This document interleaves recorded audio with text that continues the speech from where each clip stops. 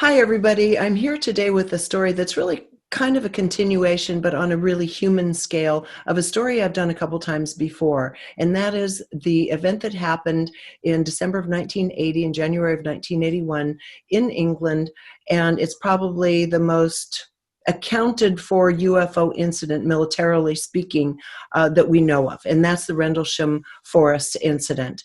I interviewed Nick Pope a few years ago on this. And then last year, Jim Peniston, he wrote the Rendlesham Enigma. And today we're going to be talking with Steven LaPlume, each one coming from a different place and a different point of view in the same incident that happened and what it did to his life and the life of some of the others who witnessed this event. And really, it's more a story of his life and how it went upside down and south really fast, taking decades to recover and come to a really sweet spot in the end. So this is a wild journey. So without further ado, let's go to Steven. Steven, it's good to have you here.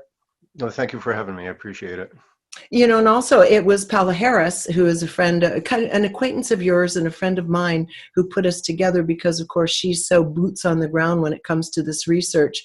And as we'll talk about later on, it was really a butt dial that brought this whole thing back around into your life again. Happens. Yeah. It was at 2 a.m. Oops, I just dialed Paula over in Colorado by mistake. I'll have to call her in the morning. And she called me back and said, "This is Paula. Who's this?" Because she didn't have my number logged in. So we started talking, and one thing led to another. I told her I was trying to write a book and kind of hit a wall. So she kind of led me in the right direction, gave me a little encouragement.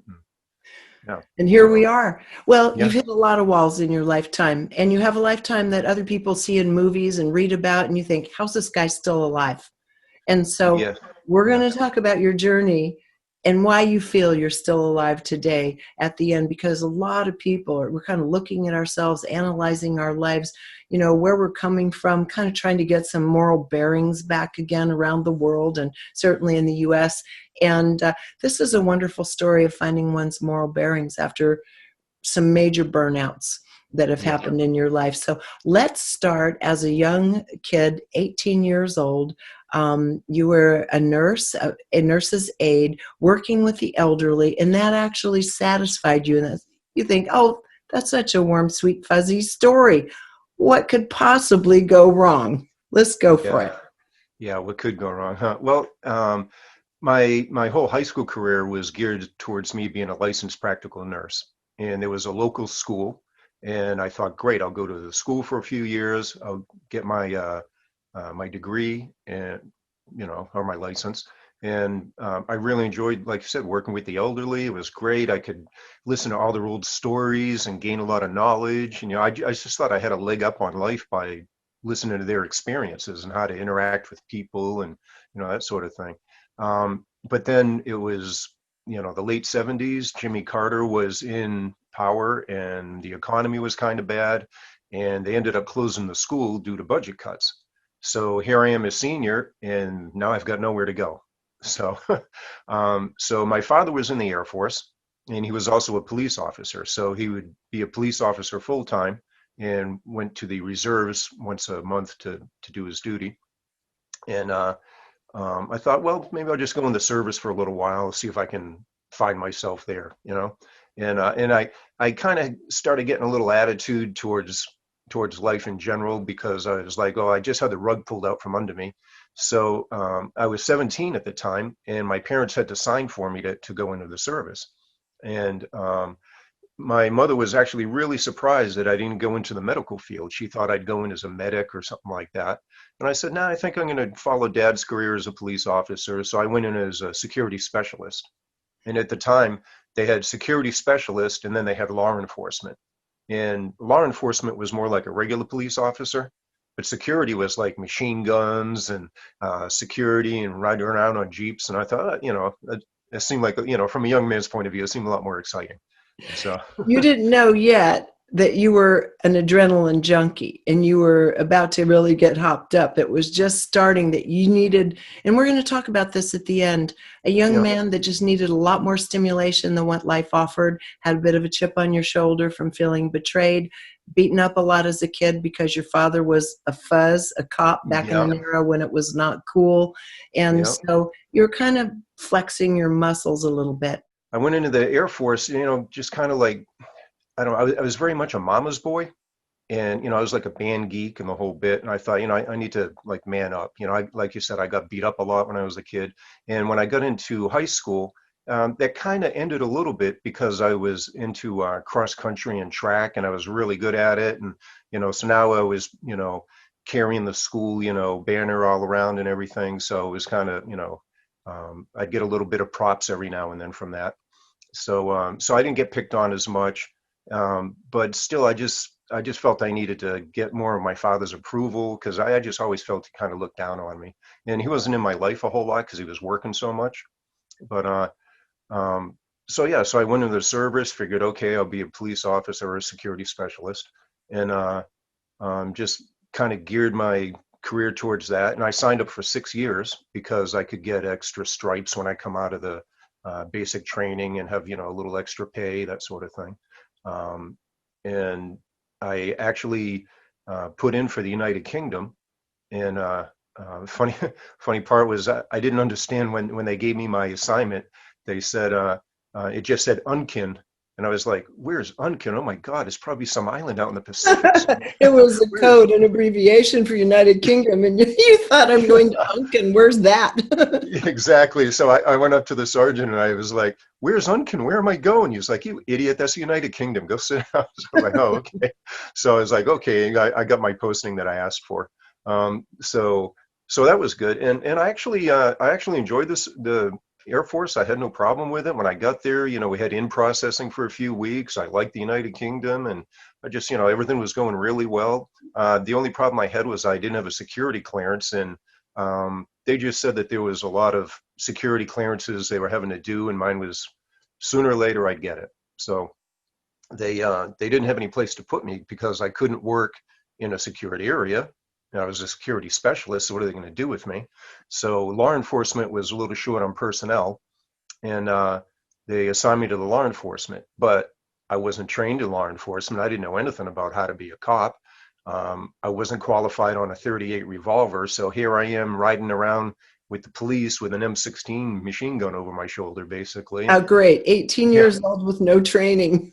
yeah, Perfect. yeah, exactly. So I ended up just for months, I guess basically months, I ended up just being the break boy. I'd give people breaks to go to the bathroom, give people breaks to go to the chow hall, and I'd temporarily stay on their post, and I just get shuffled around the base, from one place to the other. Just a kid without a home, basically.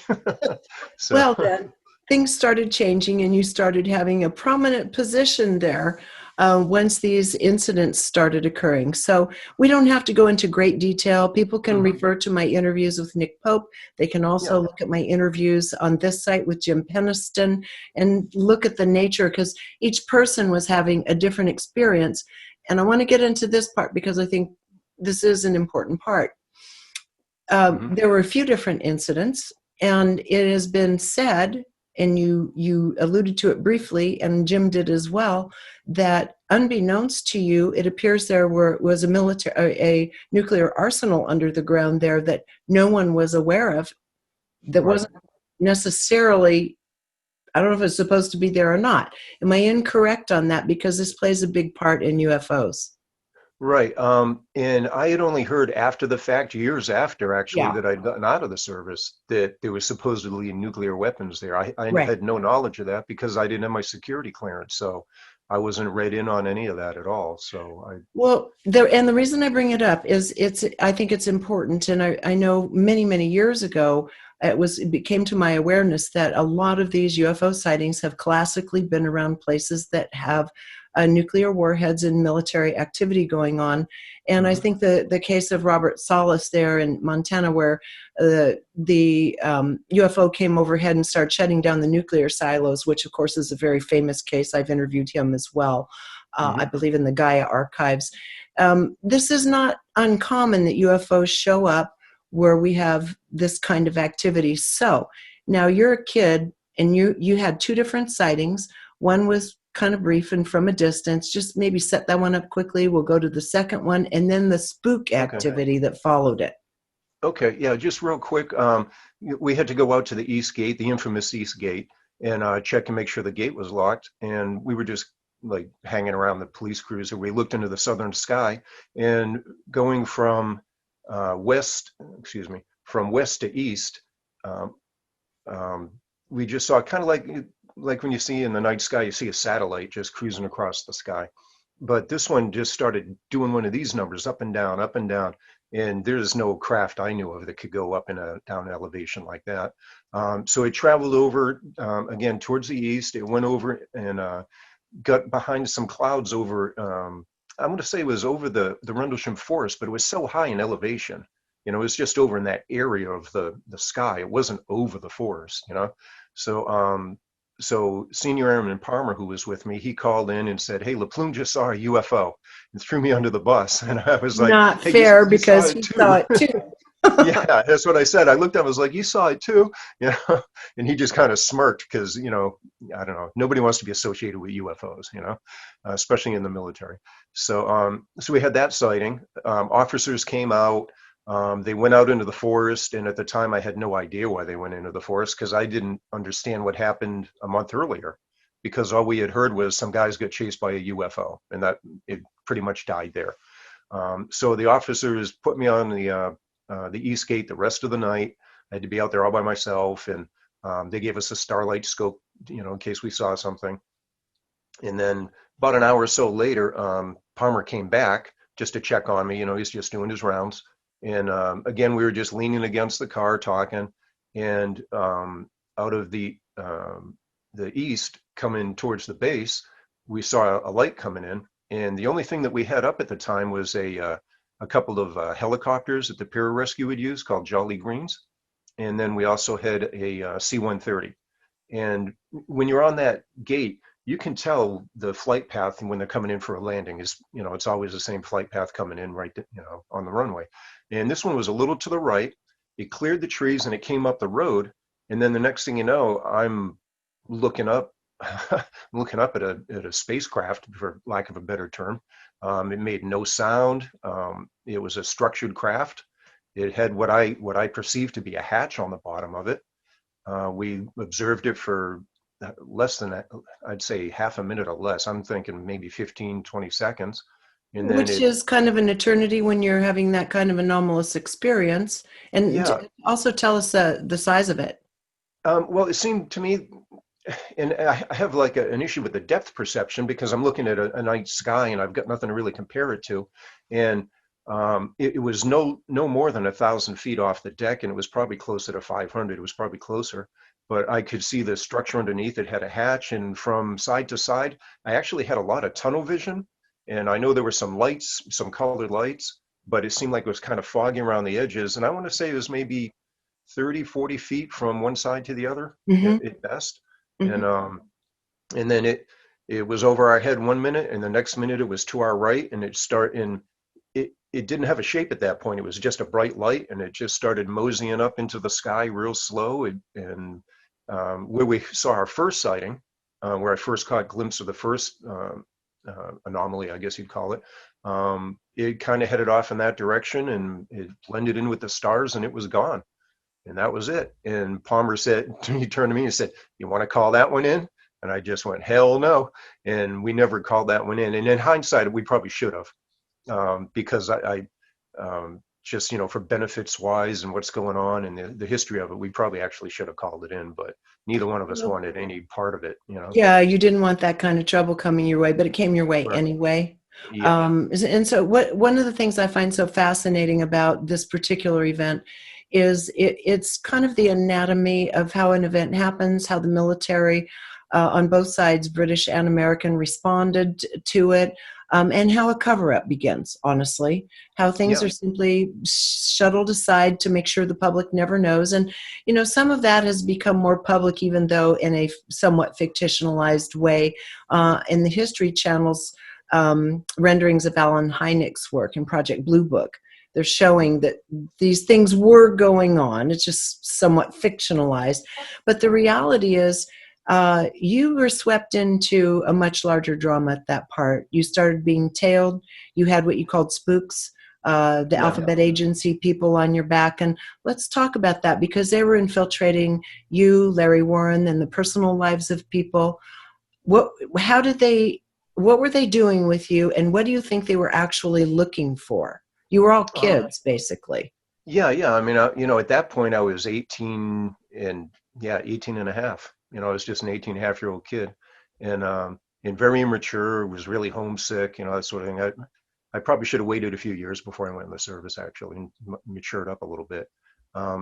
But Larry had told me his story about they had taken him and they'd interrogated him, and yeah, here I am, thousands of miles away from home. I was actually pretty scared, I'm willing to admit, and um, I noticed that these two guys were following me, and I was like, huh, those guys are just like what we nowadays call mad dog, and just staring at you while walking away type thing.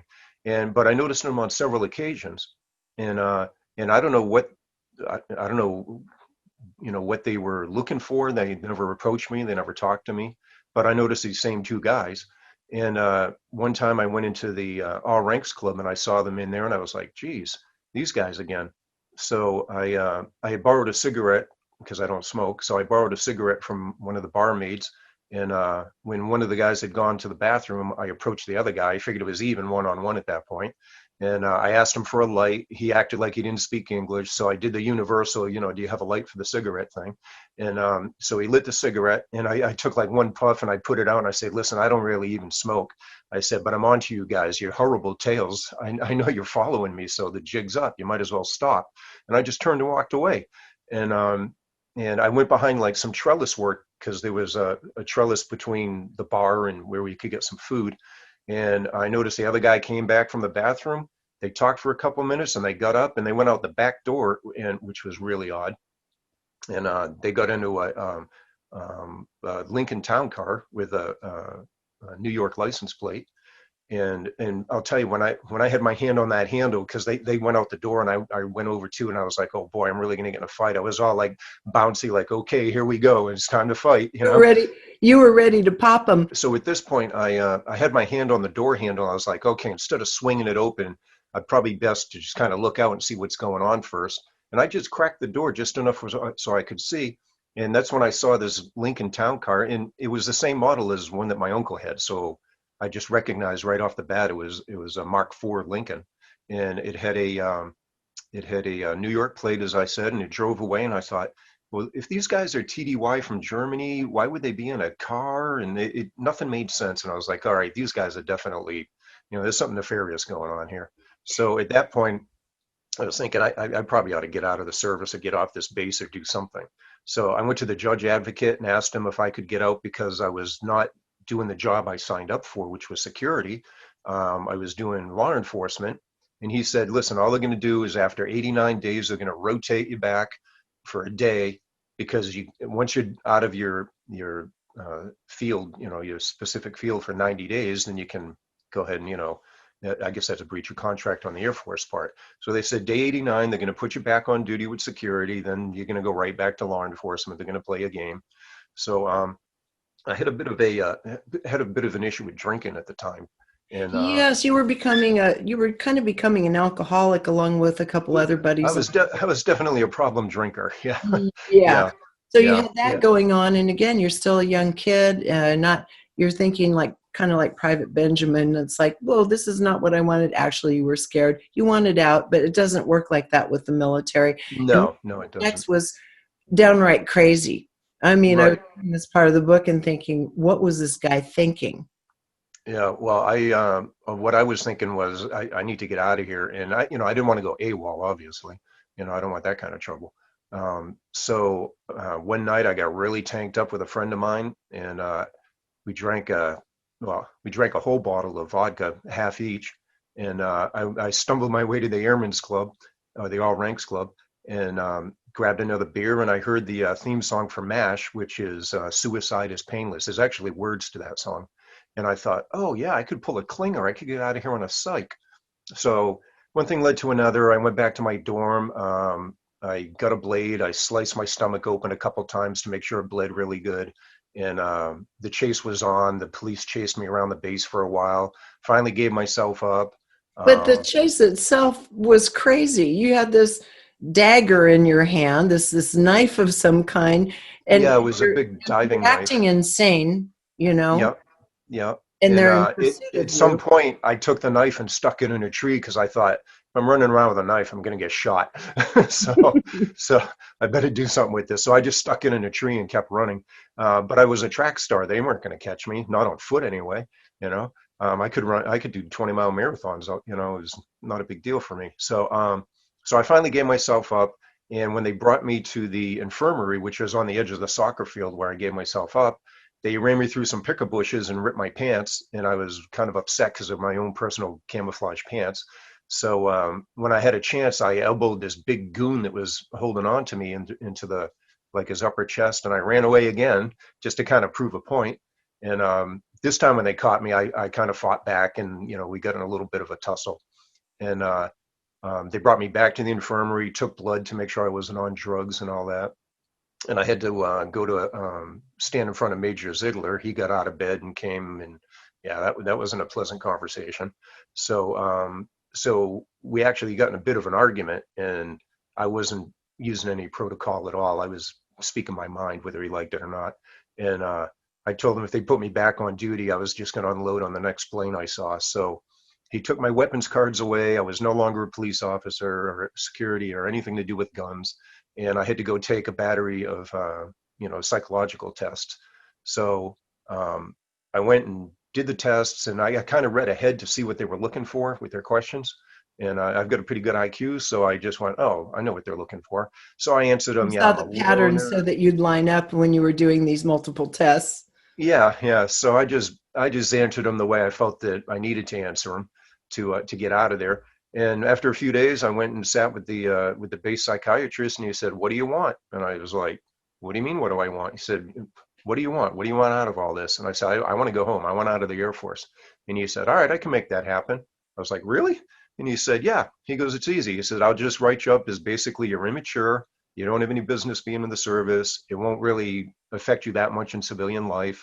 And, I'll have you out of here in a few months. You'll be there for the first, when they throw the first pitch for baseball."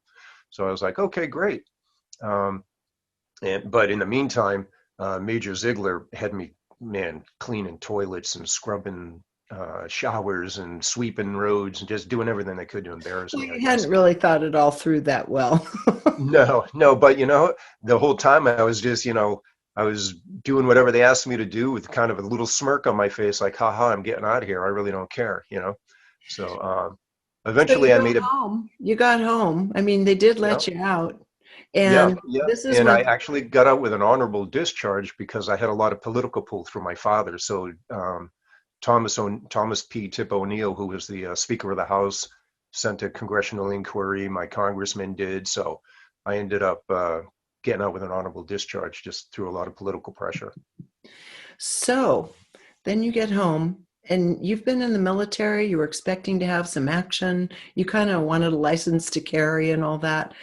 Yep. And so you started reading Soldier of Fortune magazines and such. Yep. Yeah. And a Yeah. young man wants to use, kind of burn off some of that testosterone. Yeah. Yeah.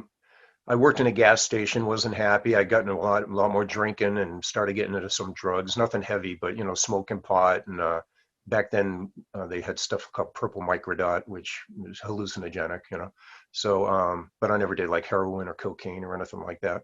And um, yeah, I started reading Soldier of Fortune, and I saw an advertisement for a mercenary school in Alabama and signed up and went down. And after a while, I found myself down in Central America working with the Contras and fighting communism down there. And yeah, I mean, I like the military life. I just got in a bad situation. So, but I also, when I saw that UFO, it really, it just kind of killed my belief system, and like what my parents had taught me, what the priest at church taught me, what my commanders had all talked about. And, I mean, just the whole situation, I felt I was really wronged. I had a real bad, angry young man attitude. And, I'm not a really big guy, but I got an attitude. So, yeah. And then, I just kind of just kept falling deeper and deeper into that dark hole of, just losing my soul, for lack of a better term. And Well, I let's talk consider about that that a little bit. I mean, when you're talking about being a mercenary, you were where you didn't know this, but you were where you shouldn't have been. This all came up in the Iran-Contra affair, and right. you were not supposed to be going across borders and fighting, but you were. But it was the kind of life you described, where they said sleep is something you grab as you can. There is no time for sleep. Oh yeah. And it sounds like there wasn't a lot of time for food or hygiene or anything else. You were Yep. scrambling, doing what mercenaries do. Your health, even though you were very young, your health was just deplorable. But there was this moment where you had gone over into Nicaragua. As I understand, you weren't supposed to be there. None of you were supposed to be there. So you're at risk of death. So you're having to Hmm. kind of slink around to get your way out of the country. You get into a canoe. This is going to be a 30-hour canoe trip. And Yep. you see this young woman, and this was really a profound moment, Oh yeah. sounds like, in your life. And I'd like you to talk about what was going on inside your head as you spotted this young woman holding a baby. Okay. Yeah, hopefully I won't tear up. Um, yeah, so we had gone on a mission and we'd come back across the border. We were now on the Honduran side of the river. The Coco River divided Nicaragua and Honduras. So we were going to get in this dugout canoe and we head back up to where we jumped off our jumping off point. And and I was tail gunner. So I was the last one. I had to stay up on the banks and make sure everything was secure while everybody got down into the canoes. And I saw some movement to my left. So I just instinctively raised my rifle and drew down on her. And then I noticed, oh, it's a female, it's a civilian with a baby. So I immediately lowered my weapon. And and I saw her and she had a baby in her arm and she was just rocking back and forth like, a mother would while she was suckling her young, on her left breast.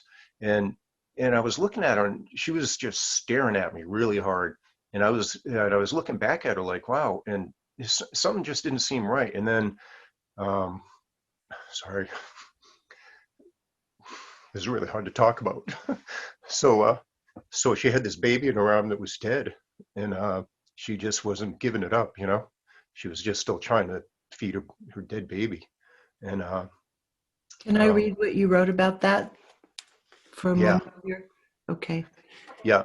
And You said in your book, and this is on page 135, my soul slowly being sucked out of me, not only for my sins, but for the sins of every soldier and politician that caused her grief. I paid the price right then and there on the banks of the Coco River for all of the crimes against her and her child. I'm still paying the price to this day. yep. And Yeah, this is the price of war, whether it's illicit or sanctioned. This is the price of war. yeah, yeah. And it was weird. It took a lot for me to break my steer with her and her steer with me, kind of. And and those people were glad we were there because the communists were really slaughtering them, and they were glad we were there to help. But there's still personal tragedies involved. Maybe overall, the outcome was good, but on a micro scale, it was pretty harsh. So So after this was over, you came home. You flew back home. You got to the airport. You had gone from you're a slender a fellow, 6'1". You were 165 pounds. You went down to 132. That's really yep, skeletal. You walked up, and your mom didn't even see you standing there. She didn't even know it was you. yeah. And so let's talk about that reunion and what happened to your spirit once you're back in town. You still need this engagement in life, but you've been kind of damaged by this time. Yeah, yeah, and I literally walked right up to her, and she was like looking around me to try and see her son coming down the escalator, and I walked right up to her, and I had to get in her face and go, "Mom," And boy, the look on her face, she was just like, "Oh my God, what happened to you?" And I was like, I was in a war. There wasn't much food. We were working with refugees. Literally all we ate was an 8-ounce cup of rice with some beans in the morning and the same in the evening. And, trying to function as a human, I mean, the toils of war are pretty hard on your body. You got Well, to throw no a lot of sleep, and calories in. your teeth were loosening and starting to getting ready to fall out. Actually, Yeah, you yeah, were malnourished. yeah. We were all really emaciated, and yeah, I could just wiggle my teeth. I mean, it was pretty harsh on my body. Yeah. So the next meal that I had, they took me to a restaurant, but my stomach was the size of a walnut. I really couldn't eat much. And the next meal, when I was home and everything, I was like, wow, I'm finally home. I got a night's rest in my bed in my house. It was crazy. Um, so and we left Tegucigalpa, and basically 2 3 days later, I was back home, and there was no briefing in between. It was just war zone home, so it was kind of a shock. Um, but So then you had it was, this feast. yeah, there was this, there was rice, there was pork chops, there was, I mean, there was everything on the table. And I actually had to go to the bathroom and just kind of collect myself, because I was thinking, wow, there's so much food here. I could have fed, like, everybody on our unit. It was just, whoa, it was a little overwhelming. I hope you're enjoying this video, because if you are, there are dozens more like it on my site, all supported by people like you. So if you'd like to keep this work rolling in and join our community, just click on the Patreon button at reginameredith.com. That also gives you access to insider commentary, my live book club, and other live events with special guests. So join in. Thanks. So eventually I got back to work, started working as an iron worker, and I had stomach troubles I still have stomach troubles actually, but really bad for about 6 months before I really started getting my body back in some sort of shape. And I was working as an iron worker, and which I loved because it was outside and I could just be my own person. I didn't have really a boss. It was just banging steel beams together. And um, I just started working with more drug dealers than anything, you know. I really don't want to go in with any other mercenary stuff, because the only thing that's really public is that whole Iran-Contra affair. No, we So, don't have to. It just kind of sets okay. the picture for what that Yeah, life so is like. but locally and stuff, I worked with a lot of drug dealers and peddled a lot of drugs with them. I just kind of kept an eye on them and babysat them, you know. But yeah, so I was involved with that quite a bit. And eventually one night I dropped some acid and decided, hey, wow, I could get killed doing this stuff. I really ought to stop doing all this, because I had gotten set up for we were supposed to go down to the Philippines and do something. And I don't know if you want to go in a lot of detail with that, but one thing led to another, and we were basically Well, I going to get remember, I remember that part of the book. Just as a quick synopsis, it was a setup. There were going to yeah, be roughly a dozen Americans killed, which would be a great outcry to the American Congress to put some funds forth to Aquino because she was yeah, broke. And correct. basically, that's it. You were going to be traded It was off for some cash. Essentially, your lives were going to be, and that's when you realized, hey, this thing's not working for me anymore. right, They right. would just have you killed so that Congress could pass some legislation allowing money to flow to the Philippines because she needed money. You started really seeing the corruption of politics in a Oh, deeper sense there. yeah, yeah. And at that point I was like, okay, I'm expendable. And the person who was helping set us up was the commander that I worked for on a previous mission. So just a lot of cloak and dagger backstabbing. Yeah. So yeah, so I just kind of had an epiphany and just said, okay, I'm done. And and I started getting rid of all my gear and a lot of stuff that I probably shouldn't have had in my possession. And I sold this pistol to this one kid. He used it in a crime. He was a felon, which I didn't know. And now I've got Bureau of Alcohol and Tobacco firearms after me. I've got the state of Massachusetts after me.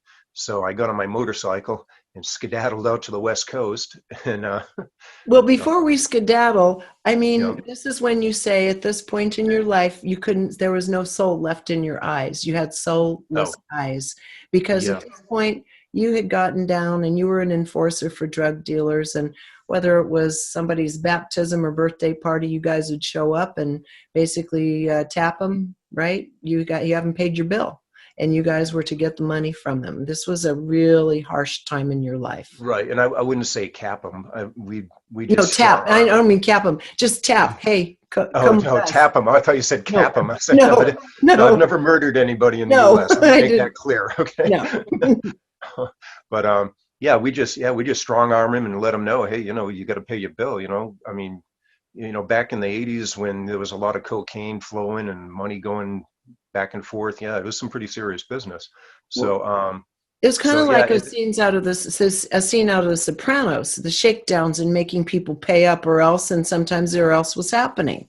yeah, pretty much yeah, yeah. And like I said, I wasn't a big guy, but I was actually licensed to carry a firearm, and as my partner was too. Massachusetts is very strict on their gun laws, and but he was a bodybuilding kung fu type guy, so he was kind of the muscle, and I'd always back him up and have a weapon, and sometimes we pointed at people just for intimidation type thing. But yeah, so at that point in my life, yeah, I refer to those 5 years as not being human. I mean, just slowly lost my soul, lost my way in life, and yeah, I mean, yeah, this is really hard to describe. Yeah, so I got on my motorcycle and decided, okay, it's time I changed my life and go on a different path here. So I had a 6-day motorcycle ride from Massachusetts out to California, and I just started praying. Hey God, when I get to California, I want the house, the kids, the wife, the picket fence, and when I got there, my bike was in a lot of disrepair from all the traveling. I needed new tires and stuff. And I met a guy who was a Christian, and one thing led to another. And he was like, hey, we're having this outreach if you want to come.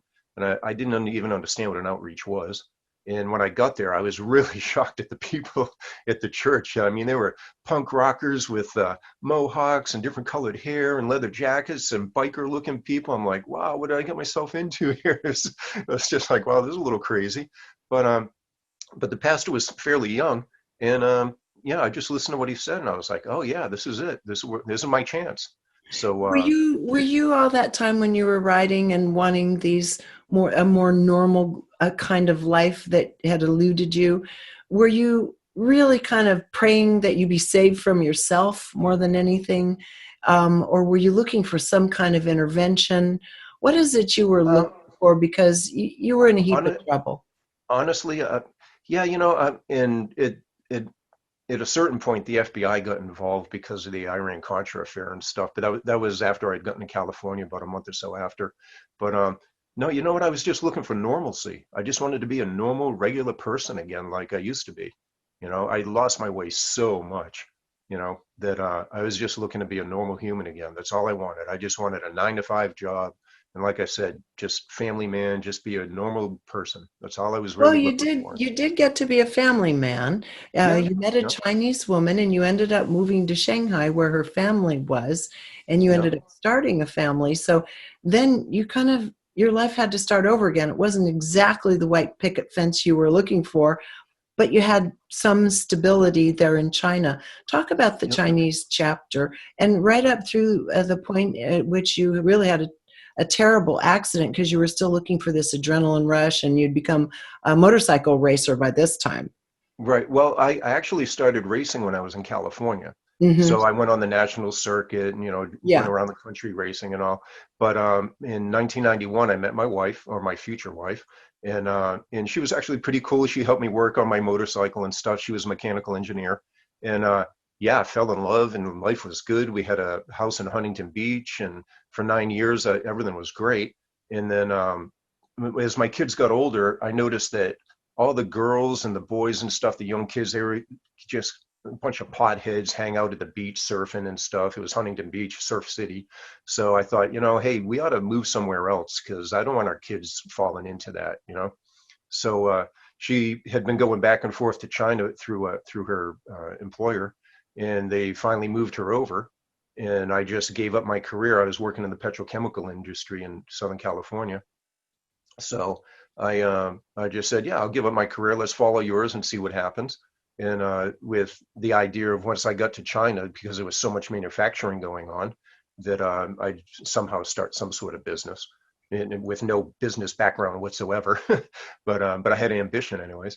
So we got to China, and I guess she was originally from Shanghai, and the Shanghai women are very domineering, strong-headed, very non-typical Asian Chinese type thing that you would think of. They're definitely not subservient, to the point of the guys would hold a woman's purse, and yeah, it was kind of funny. So Well, you said you weren't intimidated to have an equal intellectually, and yeah, you got it. yeah. She had while I was working, I helped put her through school. So now she had an MBA degree. She had a master's in mechanical engineering. And yeah, I liked living with somebody that was smart. I've dated a few women that, they didn't even know what World War II was about. I mean, they knew something about Germans and Jews. It's just, some people that just really weren't educated. So I wasn't looking for somebody like that. So it worked out. But when she got back into China, it was like she was in her own element again. And just our whole relationship really changed drastically once we got over there. Did you end And up carrying her purse? no, no, I told her I would not carry her purse, so that was fine. But yeah, she just really started talking down to me a lot, and why don't you need to get a job, you need to do this and do that, and I was trying to get some business opportunities going, and just yeah, the whole relationship just started falling apart at that point. And it didn't fall apart; we just grew apart basically. She Yeah. was working a lot with her company, and I was raising the kids while I was trying to do work and manufacture stuff, and just kind of playing the Mr. Mom role, I guess. And And one eventually thing, your affections went elsewhere, and she took exception to that, of course. well, yeah, of course, yeah. So, but I guess One, turnaround's fair play. She had a boyfriend too, so there you go. yeah. So we separated for 9 months, got back together, figuring it's the best thing for the kids. And yeah, I caught her 9 months later. She still had a boyfriend, but whatever. So and actually I wasn't all that upset about it. I just figured, yeah, I probably deserve that. So but we just grew apart. Year after year after year, we got further and further apart. So it got to the point where I was really depressed, and it's not supposed to do drugs in China, but I was smoking a lot of hashish because pot was really hard to find for whatever reason. And one day I thought, wow, I think that beam out in the garage will hold my weight, thinking about hanging myself because I was just really, really down. And I thought, what am I doing? Screw that. I'm not going to let, somebody else put me in that state. So when she came home that night after dinner, I just said, that's it, I'm done. Asked her for a divorce, and that was that. We split up at that point. So came back to the U.S. and had to start life over. And she's very much about money. So I said, and we had done a lot of house flipping over there. Now, along the way, after you got a divorce, you didn't want to leave the girls, so you ended up as kind of a bodyguard, having to do with, well-known people that were coming in to tour, musicians in particular. So you were hanging out as a bodyguard with all, Elton John and Celine Dion and all these other famous people at that time, and that was sort of a segue, as I understand it, job before you came back to the United States. Do you have anything to say about that? Yeah, it was kind of a part-time job because I was also working. I had worked kind of under the table for a company called Shipley's Consulting, but I didn't have a degree, so I couldn't go any further with that job. I was doing some training, motorcycle racing. I was training new racers, and then every now and then, every few months, singers would come into Shanghai. So, like I said, well, maybe not Elton John. I never bodyguarded him, but I got to hang out with Tiger Woods for a week. Celine Dion, Beyonce, just Avril Lavigne, Eric Clapton, the Rolling Stones. I mean, it was actually pretty cool, But sometimes we bodyguard executives, and we get in some pretty tight situations with them because they were usually there to fire somebody, and it usually got pretty violent. So, but yeah, I mean, and At what point did you, because you were also restoring these motorcycles, you had a little thriving business there, and you were yeah, racing, and you really took a bad fall, and you broke a lot of bones in your body and had quite a long time in healing. At what point did that happen that before was, you went back to the oh, U.S.? that was probably about 5 or 6 years before I came back to the U.S. And yeah, I crashed 2 weekends in a row, and it took me about 6 months before I could walk right. I was pretty beat up. Yeah. And stupid me, I crashed really bad, and then the next week was a race, or excuse me, 2 weeks away was a race. So the next weekend I wanted to practice some more, even though my leg was so swelled up I could barely walk. The bike had flipped on top of me and crushed my left side. But races aren't known for being real smart. They just get back on and do it again. So so I did Kind that. of I like the crashed. rodeo. Yeah, very much so. Yeah, get kicked by the bull and get right back on. So, yeah. So you So, came back to the U.S. and you found some work. You started flipping houses. Ultimately, your yep, daughters were reunited with you, and ultimately, your your ex, the woman who became your ex, really was very upset with you for a long time. And she had her own moment and came around to seeing you in a yeah, new way, which really started bringing a type of grace into your life, maybe for the first time. yeah. I was, when I came back to the U.S., I just remember saying, man, all I want is some peace. I just need some inner peace. There's just so much turmoil for the past, like 22 years of being married, and just, our relationship was always a little rocky, but yeah, I just wanted some peace and quiet and just to have a nice, peaceful life. So my daughter was in nursing school. She's a nurse now, actually, and she's really having a hard time dealing with COVID. She's a charge nurse on a PCU unit, and it's really wearing on her. So, and my other daughter is a makeup artist. But when I got her back from her mom, she was really depressed. I had actually planned on moving to Uruguay. I had a ranch down there. I was going to move down there with a girl that I had known in China, and I went back and got her paperwork squared away and brought her to the U.S. And then I'd known that girl for a while, and she just kind of screwed me, stole from me, and ran back to China. Um, so I ended up getting custody of my youngest daughter, and I sold my ranch in Uruguay. And for 2 years, I didn't work just so I could be with her every day and just kind of get her out of her depression and make sure she wasn't going to harm herself. Um, and her mother was really, really strict. And a lot of Chinese moms, helicopter moms, I guess you call them, was very strict on her. I said, hey, listen, we're in New Hampshire. Live free or die is our motto, our state motto.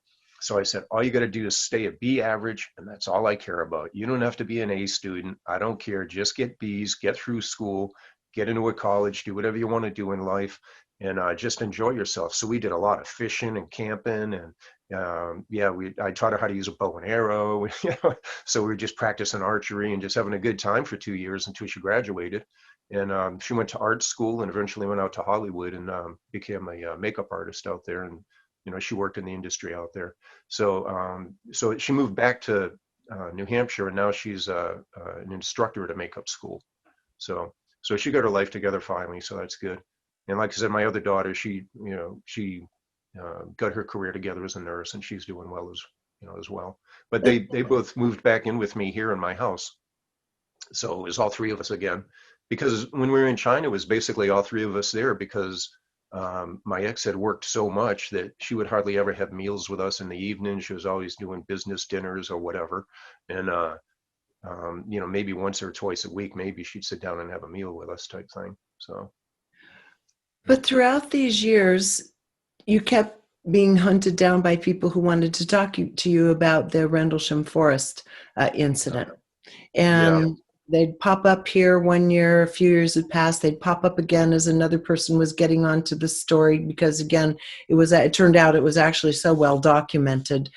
And you had at times, I remember one time, a flashback where you were just frozen.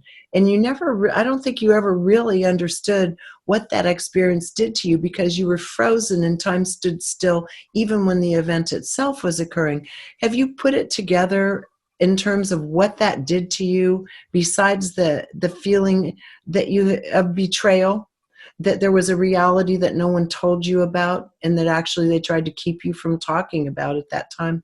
How Yeah. did this all end up placing itself in your life and driving these events? Well, yeah, I just really avoided the whole subject. And, kind of the world that I was working in, I was working with some intel people here and there, and I just wanted nothing to do with RAF Bentwaters, Woodbridge, the UFO incident. I just shunned it completely.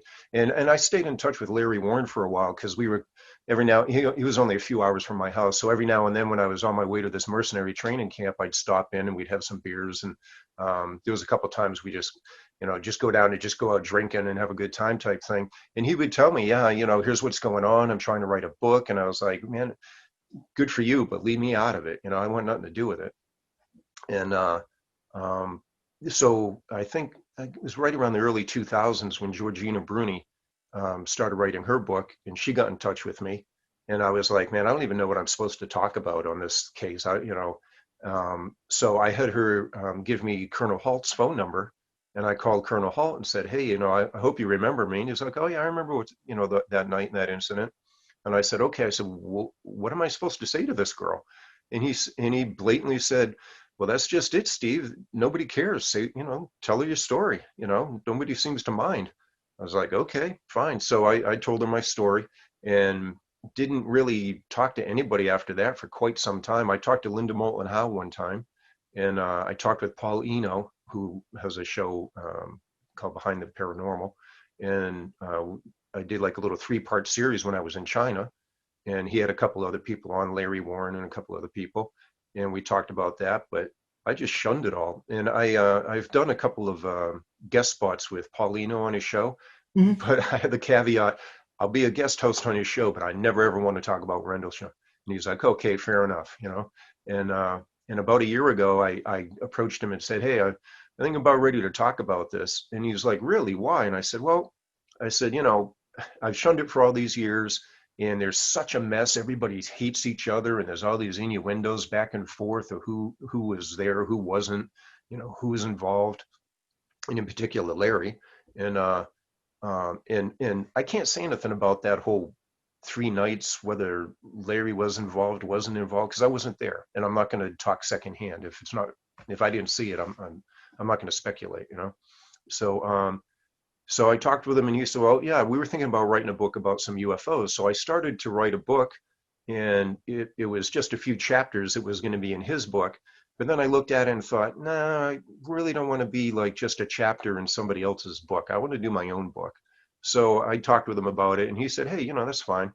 And I kind of sat on the book for 4 or 5 months, maybe even more, and I just didn't do anything with it. And it was really difficult to even go there, because the way my memory works, I get a really acute memory. It's almost like I got a videotape always flipping. That's why when I was talking about what I did, I was literally looking at that girl.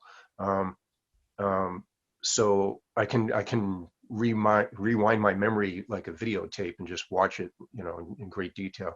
So it was really hard for me to write the book, because I had to go back through a lot of bad memories and visuals to get all the way back there and run all the way back forward through it. It wasn't easy. So and yeah, my daughter and her boyfriend had gotten in a fight, and he broke up with her during her birthday and everything. So at 2 a.m, I went down to console her, and that's when I butt dialed Paula. Paula. Yeah, I butt dialed her. So she called me the next day, and like I said, she just encouraged me, and I showed her what I had, and she goes, wow, you got a pretty good talent for writing. And she's like, but you can't just stop here. You got to finish it. So she had about 3 or 4. Sorry, go ahead. I was going to say, how does it really finish? I mean, in the end of the book, it was really sweet. You brought it all together about what you think this is all about, because there are other things that we didn't discuss, such as being literally in Thailand out in a fishing boat as the tsunami was mounting and taking place, and the tragedy that happened after that as you all tried to get out of Thailand, which influenced your daughter. So many people, so damaged, influenced her to become a nurse. I mean, there was a lot more. Repeatedly, you should have probably not been alive, or you Yeah, should be I in can prison. probably count a good 8 times where I really don't know why I'm still here. Yep. I don't know, you can't see here, but I'd gotten shot in the jaw here, and I had just looked back, and the bullet here, if I wasn't looking back, it had hit here, and I wouldn't be with us. Yeah. So yeah, I mean, just stuff like that. I think I joked in my book that when I die and go to heaven, I'm going to have to buy my guardian angel a big, a big beer and sit down and have a talk. You know, Probably a but keg looking at your life. But what yeah, does it maybe a all mean keg. to you? I mean, tying it all back together from the day you saw that UFO and you were just sort of frozen there and had these flashbacks, you still don't probably know what was going on, what that was all about, to No, today and everything that happened in between. How does that come full circle? well, I had a career path in mind. I had a path for my life in mind, and that incident just kind of interrupted everything, put me on a completely different path. But um, I don't know. I just got to say, maybe spiritually, somehow outside influences just pushed me to the point that I guess I needed to go to the breaking point of, okay, I give up. And, I got for lack of a better term, became human again and got my soul back, and just started being a good person. My wife had mentioned one time, she's like, you're kind of weak. I was like, what? She goes, yeah, we're trying to do some deals and stuff. You need to back me up and this and that. You're just kind of off in the corner. I was like, you don't want to know the person I used to be, though. I've tried very hard not to be that person and be a regular human again, and try to be mild mannered and be meek, and just not be so evil and mean. And, it's really hard. It's really easy to be evil. Let's put it that way. It's a lot harder to try and be good. So, Well, let me ask um, you about that, because here we have a world that's developing, and this mm, has to do with masculinity in general. Here you have males and females.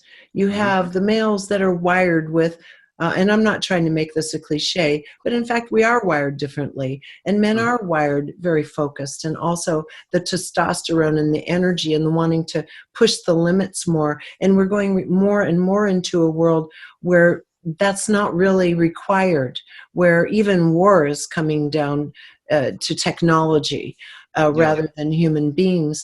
What would you say, being the young man you were that was disappointed, but let's just say for any young man, how do you press yourself up against the edge without really going to the dark side, endangering yourself, endangering others? If you could look at it and construct it now, or if you had sons instead of daughters, how would Mhm. you help them navigate this world where the girls are graduating from college in greater numbers?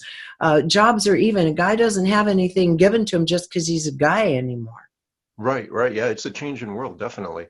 And um, I actually took a friend of mine in who was homeless because the legal system, and he had a child out of wedlock, and he was just beat up. This kid was just mentally beat up. So I sponsored him for 9 years. I had him at my house and fed him and clothed him, and finally got him a job. And he had some legal issues we got through and stuff. And yeah, I mean, I think they ought to have male support groups out there, honestly, because men are always, oh yeah, I'm a man, I don't show emotions. But you need to talk to people. If nothing else, I hope this book inspires people that it doesn't really matter how beat up you are, and what's happened to you. Just there's one of the strongest words I think in the English language is hope. So just never give up hope.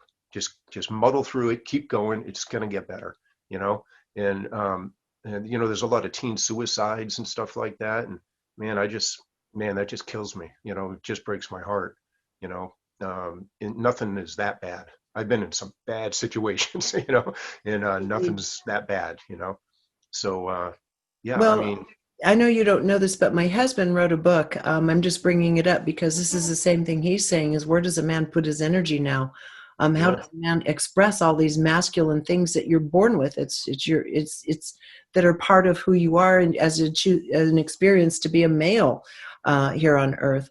And he wrote a book called The Spiritually Confident Man, about how we start looking at our value, at how men start looking at their value in this new world. And so who knows, maybe you two can hook up at some point and hmm, chat about it, because this is this is a challenging time for everybody, but I think maybe even more so for men than for women now.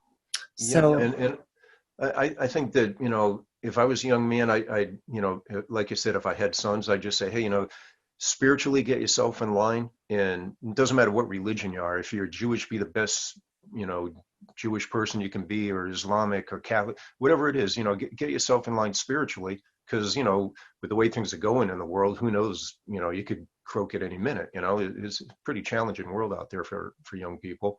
And you know, if you're going to be a dad, be the best dad. You know, try to be as faithful as you know, be faithful. You know, make a commitment and stick to it. You know, and I think that's the biggest thing I see is a lot of people are not really willing to make a commitment these days.